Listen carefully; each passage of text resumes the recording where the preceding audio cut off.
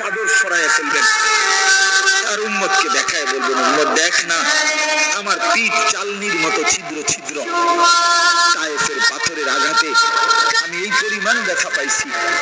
আহত হয়েছি, রক্তাক্ত হয়েছি, মৃত্যু পর্যন্ত আর আমার ছিদ্রগুলো আর গোশত দিয়া পুরায় নাই, আমি এই ছিদ্র নিয়েই কবরে আসছি। আমার 23 বছরের এই কষ্ট, এই আমানত, আমার উহুদের দান দান শহীদ, আমার পেটে পাথর বাঁধা, আমার সাহাবীদের এই শাহাদাত, আমার বেলালের এত কষ্ট, খাব্বাবের এত জুলুম নির্যাতন সহ্য করা, বিনিময়ে মত কি নিয়ে আসছে, কি নিয়ে